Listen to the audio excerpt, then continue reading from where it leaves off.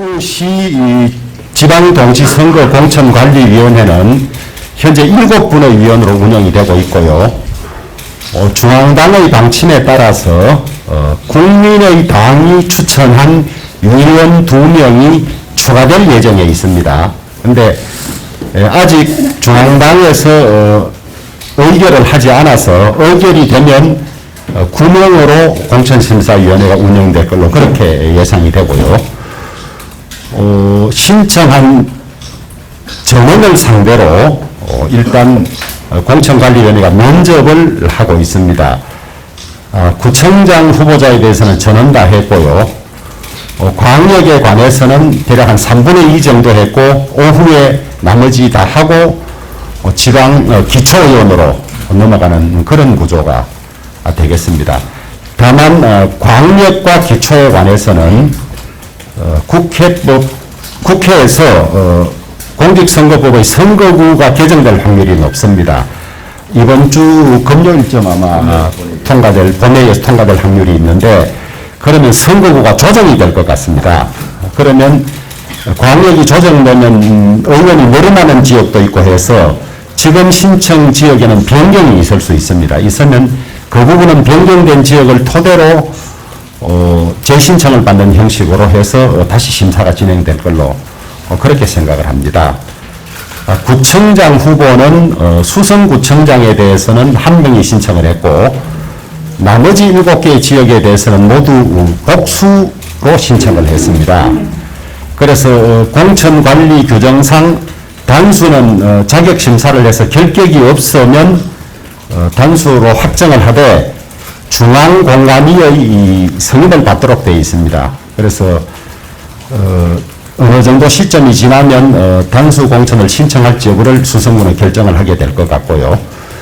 나머지 지역은 일단 중앙공관위의 방침이 경선을 원칙으로 하는 것이기 때문에 특별한 예외 사유가 없으면 경선하는 것으로 우리 공관위도 의견을 모았습니다.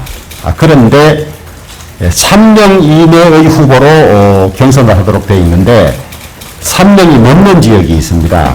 그래서 우선 경선 후보를 추리기 위한 기준이 있어야 하기 때문에 현재 무소속인 달성군을 제외한 우리 국민의힘 소속 7개 구청장들에 대해서는 안심번호를 통해서 교체지수 조사를 먼저 하는 걸로 의견을 모았습니다. 그래서 7개 지역은 교체지수 산정을 위한 여론조사에 들어가는데 안심번호를 부여받고 하는데 10일 정도 시간이 걸리기 때문에 저희들이 3일 전에 의결을 해서 여론조사가 일주일 이후에나 가능할 것 같습니다.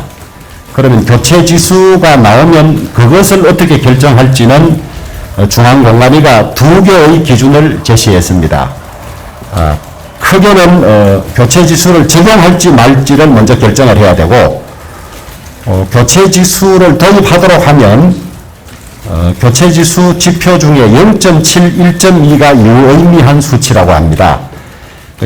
우리 당 지지율하고 그 다음에 현 구청장의 지지율을 비교해서 1.2가 넘으면 아주 잘하는 것이다. 그 다음에 0.7에서 1.2 사이는 보통이다. 그 다음에 우리 당의 지지율보다 70% 이하가 되면 아주 못하는 것이다. 그 기준을 적용하는 방법이 하나 있고 그 다음에 전체를 순서로 놓고 하위 몇 %에 대해서 교체지수를 적용해서 컷오프하는 방법 이 2가지를 공관위가 결정하도록 그렇게 되어 있습니다. 그래서 저희들 대략 일주일 이후에 안심번호가 오면 교체지수 조사를 해서 그 교체지수가 나오면 어떤 방식을 채택할지는 공관위에서 합의로 결정할 것 같습니다. 그러고 나면 교체지수에 따른 정리가 있고 나면 나머지는 다수의 후보에 관해서는 일단 여론조사를 가지고 최종 경선에 붙이는 압축하는 과정을 거치게 되겠습니다. 그래서 대략 2명이나 3명으로 하되 여론조사를 통해서 지지율이 높게 나온 후보를 중심으로 하는 그런 구도로 진행이 될 것 같습니다. 그 다음에 광역의원에 관해서는 광역의원도 원칙적으로는 경선인데 구청장과 군수는 경선을 함에 있어서 책임당원 50%, 여론조사 50% 이렇게 하도록 되어 있고 기초와 광역의원에 관해서는 책임당원으로만 하도록 되어 있습니다. 그런데 지금 코로나 전국이기도 하고 그래서 투표소를 설치해서 하는 것은 하질 않고 선관위의 위탁에서 하는 방법, 그 다음에 K-보팅 시스템을 이용해서 하는 방법, 그 다음에 ARS를 이용하는 방법, 세 가지 방법이 있겠습니다. 근데 선관위의 위탁은 선거법상 우리가 요청하는 기간을 이미 지나버렸습니다. 거의 전국에서. 그래서 선관위에 의뢰해서 하는 이 경선은 되지 않는 것이고 K-보팅 시스템이라고 있습니다. 우리 당원들에게 문자를 보내면 그 문자를 차례대로 누르면 투표하는 방식이 있는데 여러 차례 사용을 통해서 K-보팅 시스템의 안정성이 확인되어 있는 상태입니다. 이것 운영은 중앙공관위가 선정한 업체들이 있는 모양입니다. 공관위가 선정한 업체가 여러 번 했는데 거기에 의뢰해서 하게 되는 구조이고 이틀인가 하죠. 하루인가 하나요? 하면 그걸 누르고 들어가서 하면 하는데 또 그거를 못하는 분이 있기 때문에 ARS로도 3회 전화하는 걸로 그렇게 되어 있습니다. ARS도 하는 걸로 그렇게 되어 있어서 그것을 통해서 최고 득표자가 당선되는 그런 구조가 되겠습니다. 그 다음에 공천심사 과정에서 제출 서류의 미진한 부분이라든지 추가로 확인할 부분은 저희들이 계속 요구를 하고 있습니다. 전과가 있는 부분에 대해서는 판결문 제출을 요구하고 있고 그 다음에 이 탈당 경력, 그 다음에 중간에 낙선 경력이 있으면 어떤 과정인지 그것도 다 자세히 살펴보고 있는 그런 상황이고 이런 정리가 어느 정도 이루면 당협위원장의 의견을 듣도록 되어 있습니다. 특히 기초는 당협위원장의 추천을 많이 우선시하도록 되어 있기 때문에 저희들이 그런 파악이 끝나면 일정한 시점에 당협위원장들의 의견을 들어서 당수 혹은 경선 이렇게 결정해서 결론을 내도록 하겠습니다. 제 말씀은 이 정도로 드리고 궁금하신 점이 있으면 질문을 받도록 하겠습니다. 여론조사는 여론조사 기관의 신뢰성 때문에 중앙공관위가 여론조사는 아시다시피 KP 방식이 있고 ARS 방식이 있는데 어느 쪽을 쓸지는 모르겠습니다만은 ARS를 사용할 확률이 대단히 높고 업체의 신뢰성 때문에 업체를 KT 업체, ARS 업체를 매출 순위가 높은 걸로 해서 쓸 수 있는 업체를 리스트업을 해놓았습니다. 그 중에서 우리가 전체를 다 쓰지 않고 상위 몇 개를 쓰되 추첨에 의해서 여론조사 기관을 정하는 걸로 신뢰성을 높이기 위해서 그렇게 하도록 했습니다. 질문 받도록 하겠습니다. 네. 이하람 기본인데요. 예. 아까 이제 구청장 같은 경우에는 이제 경선이 기본 원칙이라고 하셨는데 그 경선을 치르지 않을 특별한 예의 경우가 있다고 아까 말씀하셨는데. 아니 그건 이제 중앙공관위 규정에 특별한 예외가 있으면 하지 않을 수도 있다고 되어 있기 때문에 우리가 다 봐가면서 이제 그런 틀에서 운영하겠다는 겁니다. 어디를 하겠다는 데 정한 바 전혀 없어요, 지금까지. 원칙적으로 경선. 그러니까 경선을 안 하는 특별한 예의 경우라는 게 어떤 건지. 근데 이제 예를 들면 뭐 1차 우리가 이 여론조사를 해봤는데 워낙 차이가 많이 난다. 워낙 차이가 많이 난다. 이건 해보나 마나다. 뭐 이런 경우가 있을 수 있겠죠. 예. 그 당협위원장은 책임공천으로 포함됩니까? 아니 이제 중앙공관위의 지침은 기초의원에 관해서는 우리가 알 방법이 잘 없습니다. 기초의원에서 여론조사도 그것이 그렇게 작동되지 않고 하기 때문에 당협위원장의 의견을 많이 들어가는 거죠. 아니 기초단체장의 경우에 예. 최근 몇몇 군데서 이야기가 나오는 부분이 있기 때문에 예. 당협위원장이 책임공천을 하겠다 했을 때 책임공천이라는 게 뭡니까? 2년 뒤에 선거니까 옛날에 그런 방식이 아니, 이제, 당협위원장이 아니면 이제 우리 공천의 원칙은, 기초단체장은 경선이 원칙이다. 특별한 예외 사유가 있을 때 달리할 수 있다. 이런 정도로 되어 있기 때문에 그런 경우는 생길 가능성이 거의 없다고 보셔도 될 겁니다. 시간 코스인데요. 최근 해운대구 국무위원회에서는 개인 보좌관을 이렇게 시의원으로 사천하는 경우 말씀이 누구를? 해운대구 예. 개인 보좌관, 예. 개인 보좌관을 시의원으로 추천을 하고 예. 그다음에 면접보러 공개를 해가지고 말씀이 이런데 이런 경우에는 아무나 제대로 보는 거 아닌가요? 우리 지금 대상 중에 그런 사람이 있는지는 파악이 안 되는데요. 지금까지 이 시의원을 상대로 하는 데는 보좌관이라 이런 사람이 아직까지는 파악된 게 없습니다. 저희들이 그런 경우가 나오면 달리는 보겠습니다만은 두 가지 시각이 있습니다. 보좌관 생활을 통해서 정치를 경험했기 때문에 오히려 전문성이 있는 것이 아니라 이렇게 보는 시각이 있고 자기 사람만 한다는 시각이 있습니다. 그런데 조금 전에 말씀드린 것처럼 시의원 이상은 경선이 원칙이기 때문에 경선 틀에서 결정되는 거니까 문제가 별로 없을 테고 다만 기초의원의 경우에 자기 직원이나 이런 사람을 추천했을 때 어떻게 할지는 케이스별로 저희들이 공간위에서 일단 먼저 원칙을 정하고 케이스별로 다루도록 그렇게 하겠습니다. 범죄 기록 같은 경우 제출을 하라고 하셨다고 했었잖아요. 예. 근데 지금 대구시 후보 같은 경우도 무슨 후보? 대구시장 후보. 예. 네, 대구시장 후보 범죄 기록도 만만치 않고 돈에 관련된 범죄가 지금 굉장히 많거든요. 그런 것을 당해서 뭐 배제한다든지 그런 기준 같은 게 네, 있습니다.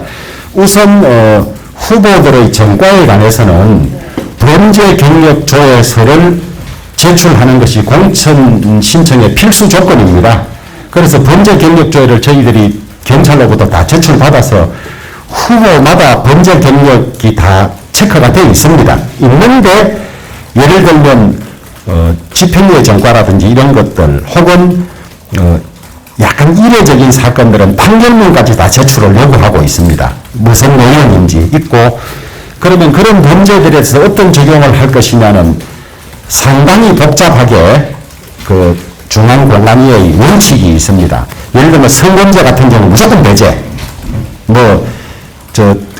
공직 뇌물 같은 거 어떤 경우 배제인데 음주운전은 15년 이내에 3차례 했을 때는 무조건 자격 박탈. 그 다음에 윤창호법, 음주운전 처벌이 강화된 윤창호법 시행 이후인 2018년 이후에는 1년하고 원칙 제외 이런 기준들이 다 있습니다. 있기 때문에 그 기준을 적용해서 합니다. 유죄법, 부정승타 금품 등 수수의 금지에 관한 위반, 공직선거법, 그다음에 공무서비스 이런 것도 다 들어가 있으면 다 있으면 기준이 다 정해져 있습니다. 예를 들어서 이게 지금 약간 힌트가 벗어나는 질문일 수 있는데 어차피 선거니까요. 지금 그 추경호 시당위원장 같은 경우가 이제 입각을 하시게 되면 지금 시당위원장을 맡을 수 없잖아요. 그래서 선거를 지휘할 수가 없을 상황이 되는데 그 문제에 대해서 지금 어떻게 좀 논의가 되고 있는가요? 아니 이제 그 시당위원장 임기가 언제까지죠? 얼마 안 남았을 텐데 예 그런 상황도 있고 당장 이제 2월 1일 선거가 있기 때문에 현재는 김용판 수석 부위원장께서 시당위원장 직무를 대행하고 있는 상황으로 알고 있습니다. 그래서 이 대행 체제로 치를지 아니면 추경호 위원장의 입장을 듣고 그 이전에 대응 체제를 떼고 정식 위원장이 될지는 곧 아마 논의가 있을 걸로 그렇게 알고 있습니다. 예. 네, 아직 이게 지금 이해되기 겁니다. 예. 지금 제가 4월 5일 날요. 달성군과 관련해서 제가 글을 안 쓴 게 있습니다. 그 글 내용에 현재 최모 후보가 추경호 의원의 보좌관 생활을 했었고 시의원을 한번 한 적이 있었고요. 그리고 지금부터 약 4년 전부터 의전 보고의 시간에서 나는 이 사람이 다승구수 후보다. 이 사람이 다승구수가 됐으면 좋겠다. 라고 공공연하게 지금까지 얘기하고 있습니다.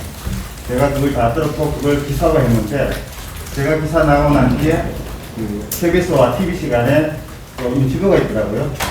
수요연하고 그 내용에서 뭐라 그랬냐면 예비 후보 4명에 대해서는 겸손을 할지 아니면 뭐 다른 추천을 할지에 대해서는 추후 본인이 판단하겠다. 그렇게 앞에 계신 의원 3분님하고는 아무 상관이 없는 내용이에요. 아니, 그렇죠. 이제 자기가 판단하겠다는 자기가 최종 결정하겠다는 것이 아니고 그것은 비단 달성군에만 해당되는 것이 아니고 당협위원장의 의견을 참작하도록 되어 있기 때문에 결정은 공간에서 하되 당협위원장은 어떤 의견을 가지고 있는지는 우리가 파악해 볼 겁니다. 네, 그거는 뭐, 교원님께서 공간위원장 박스해야 되는데, 현재 추의한 내용은 뭐, 자기가 다 챙기겠어. 자기가 뭐 공사하면 그만이지, 뭔 말이 맞느냐는 식으로 좀 계속 나오고 있습니다. 그건 이제 저 나중에 발표될 때 지켜보시죠. 어떻게 할지. 알겠습니다. 제가 또, 선거를 제일 끝에 보면은, 뭐, 이거 좀, 내용 이야기가 좀 그런데, 추경호 의원의 사심 공천이냐, 아니면은 주호영 의원의 공정한 심사로 누가 이길 것인지 한번 지켜볼만 하더라고 제가 글을 썼거든요. 아이고, 프레임을 미리 그렇게 짜실 필요는 없는 것 같고, 예. 매일신문 김근호 기자입니다. 예. 이 당협위원장 이야기를 저희가 계속 하고 있는데 중구 남구 같은 경우에는 당협위원장이 지금 없는 상황이잖아요. 예, 중구, 남구처럼 당협위원장이 없는 경우는 시당 의견이 이 당협 의견을 대체하는 걸로 그렇게 되고 있습니다. 시당의 의견이 예, 당협 의견이 예. 조금 근데 공관위 심사 과정에서도 조금 다른 당협이 있는 다른 지역들하고 조금 다르게 조금 더 기준을 더 면밀하게 하신다든지 이런 부분이 있어요. 실제 그래 하고 있습니다. 우리가 이 당협위원장의 의견을 듣는 것이 이 당협위원장의 독단을 허용하는 것이 아니냐 이런 우려가 없지는 않습니다만은 당협위원장처럼 또 사람에 대해서 그 후보군에 대해서 정확하게 알고 있는 사람도 없습니다, 사실은. 그래서 당협위원장의 의견을 많이 수렴하는 것이 일장일단이 있는 그런 과정인데요. 다만 중남구는 지금 그 의견을 낼 분이 없기 때문에 저희들이 공천심사를 하면서 훨씬 더 많은 자료들을 요구를 하고 있습니다. 중남구 후보들에 대해서는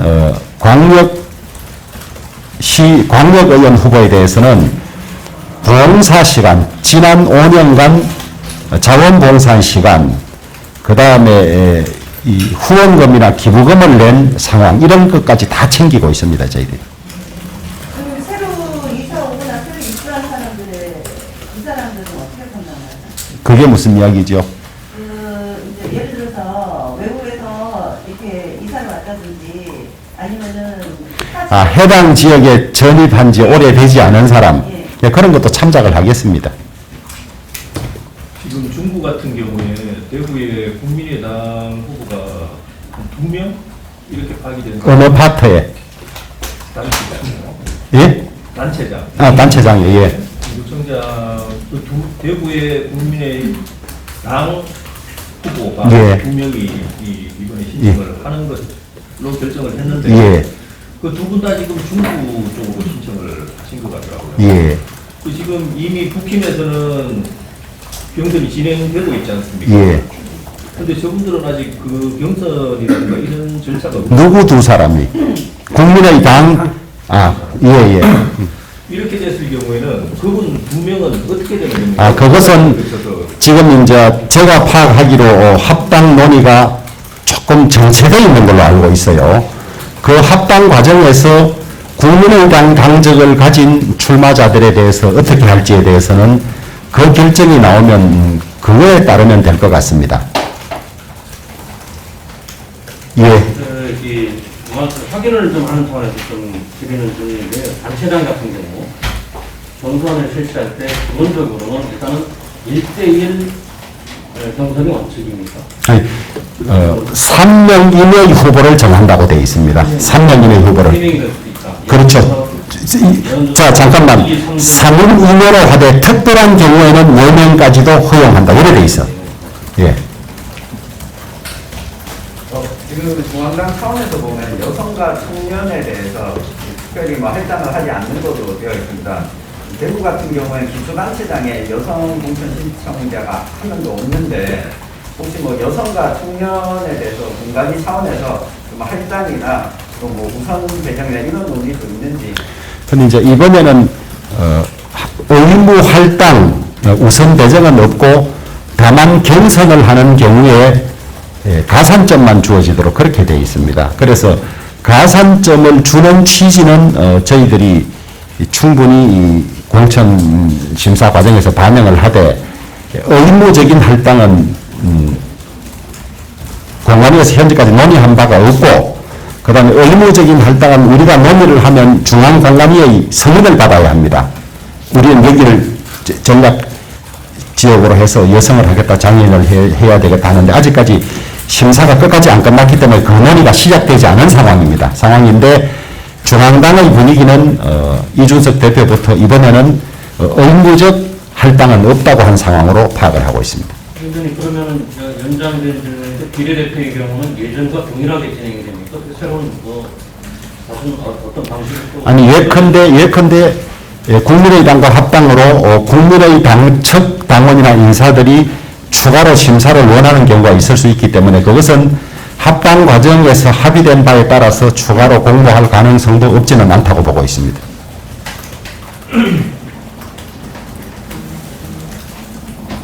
예. 예. 지금 공천 관련해서 기초광역의원 같은 경우에 시험이 예정이 돼 있습니다. 예. 그 시험 결과는 공천 과정에 어떻게 봐요? 그게 이제 일요일 날 원래 오전 10시로 했다가 부활절과 겹쳐서 오후 3시로 시간이 변경된 걸로. 더 땡겨버렸나? 3시로 가다 또 땡겨버렸나? 8시 더 땡겨버렸구나. 그 결과를 가지고 비례대표의 경우는 의무적이고, 그 다음에 지역구의 경우는 의무적인 것은 아닌데 비례대표는 2등급 이상이 돼야만 되는 걸로 돼 있고, 나머지 지역구는 참고하는 자료로 쓰도록 그렇게 돼 있는 걸로 알고 있습니다.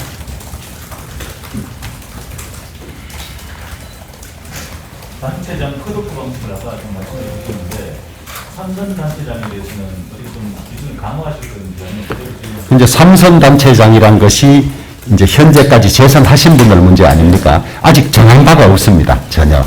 근데 교체 지수를 적용하면 이런 제 개인적인 생각입니다. 우리 위원님들하고 다 공유하고 있는 것은 아닌데 교체 지수 적용하면 그대로 교체 지수를 적용해야지 초선에 대해서는 뭐 낮고 재선에 또 추가로 교체 지수를 까고 할 필요는 없는 것이 아닌가. 제 개인적인 생각은 그렇습니다.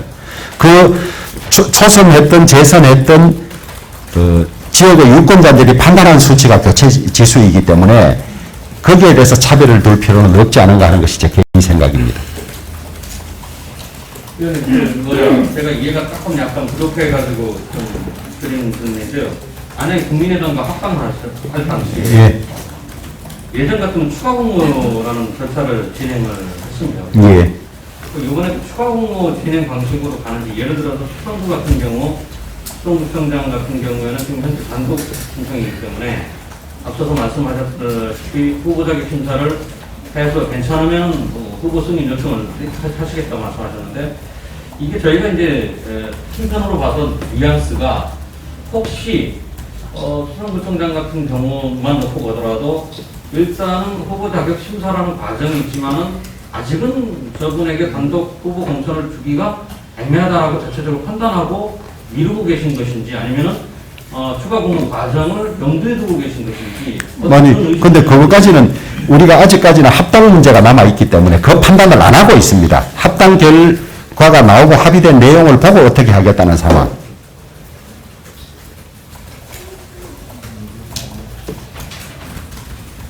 네, 하나 좀 궁금해서 그랬어요. 예, 어디시?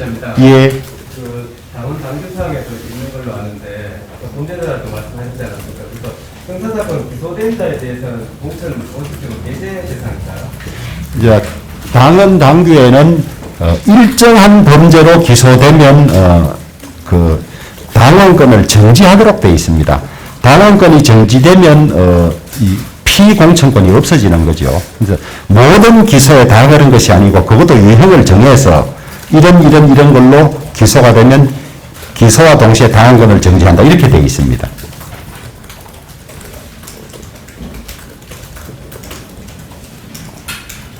마쳐도 되겠습니까? 예. 권조의 의견과 공무원의 의견이 첨예하게 충돌할 경우에 예. 최종 의사결정하는 절차는 어떻게 됩니까? 아, 그거야 당연히 공관위의 결정이죠.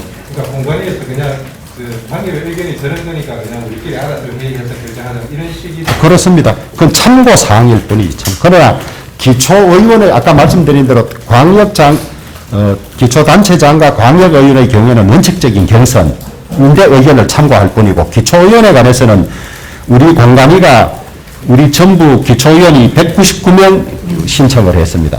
우리가 사람을 공천심사 세례마관으로 판단을 할 수가 없습니다.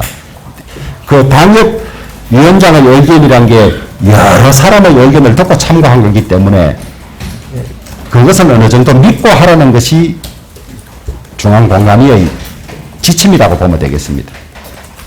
죄송합니다만 아까 음주운전 같은 경우는 그 시간적, 그러니까 시일이 어느 정도 지나면 저게 기준에서 지어야 되는 어떤 15년 안에 예, 15년 안에 그런 거 아까 그 기준을 말씀하셨는데 예. 예를 들면 같은 건을 해가지고 4건, 5건 있는 그런 상황은 없어요. 현재까지는 기초를 앉아 서류를 안 봐서 그런데 현재까지는 그런 사람은 없어요. 음주운전 2번, 3번 있는데 다 15년 전에 2002년에 있고 이렇고 음주운전 단속이 강화된 최근에 와서는 음주가 거의 잘 안 나옵니다.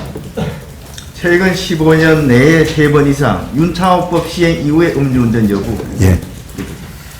예. 일전에 권위원장 공천 방역단체장 공천 일정을 광역단체장. 그건 중앙공관위 소관인데 23일 날 발표하는 거 그래 돼 있죠. 예. 예. 경북일보 정재영 기자인데 예. 기초의원 같은 경우에 그럼 결국에는 당협에서 추천해 주는 대로 공관위도 거의 의사결정 따르겠네요. 그렇게 될 확률이 높죠. 그 원칙이 그러니까. 우리가 사람이 누굽니까? 그러나 우리가 결격자가 있다든지 우리가 봤을 때 명백히 아이락할 때는 우리가 결정하는 겁니다. 그래서 늘 그거 두고 공관위하고 당협위원장하고 뭐 싸우고 이랬잖아요, 옛날에. 그러면 시험이 별 의미가 없을 수도 있겠네요. 예. 당협위원장의 의사에 따라서 추천이 되면 예. 전체적으로 그 치는 시험 자체가 등급에 이제 시험이 나오고 나면 우리 공관위원들이 시험 문제가 뭐였는지 하고 다 볼 겁니다. 그 시험이 예를 들면 자격시험으로서 통과하면 다 똑같이 대우해 주는 걸로 운영될지 아니면 성적이 조금 좋은 사람한테 조금 더 봐줄지 뭐 그런 문제는 우리가 공관위에서 논의해서 결정을 하겠습니다만은 시험 성적하고 뭐 이 선출직으로서의 성공 여부는 저는 제 개인적으로는 그렇게 관련성이 높지 않다고 보고 있습니다. 마쳐도 되겠습니까?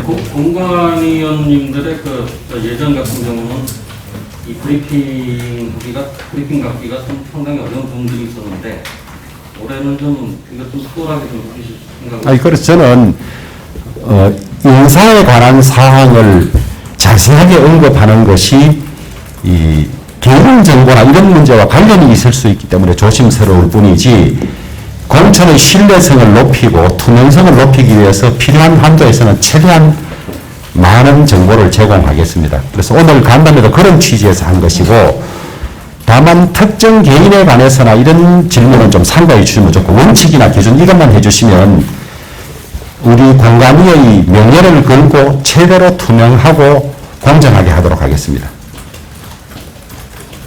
현역 기초단체장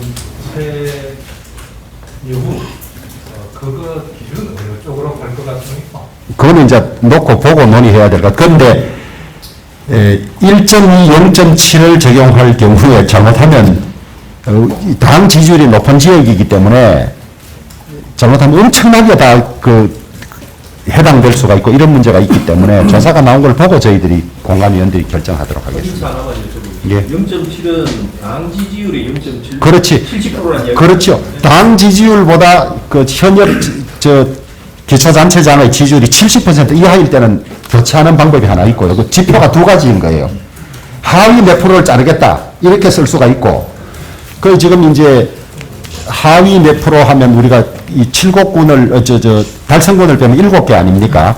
하위 20%를 적용하면 1명입니다. 1명. 1.4명이 되니까 30%를 적용하면 2명이 되는 겁니다. 2명. 그런 방식이 있고 그 다음에 0.7m로는 다 배제하는 방식이 있죠. 0.7 이상 나오시는 분이 이제 그렇기 때문에 그건 보고 저희들이 합리적인 선에서 결정하겠습니다. 단체장들이 출마를 많이 하는 지역일수록 현직 단체장들이 교체주세에 상당히 불리할 거예요. 그렇습니다. 그 가르기 때문에. 네, 많기 때문에.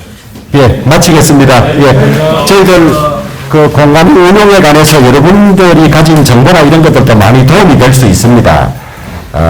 순수한 뜻으로 좋은 정보를 좀 많이 제공해 주시면 저희들이 모르는 것도 참고할 수 있기 때문에 많이 내주시길 바라겠습니다.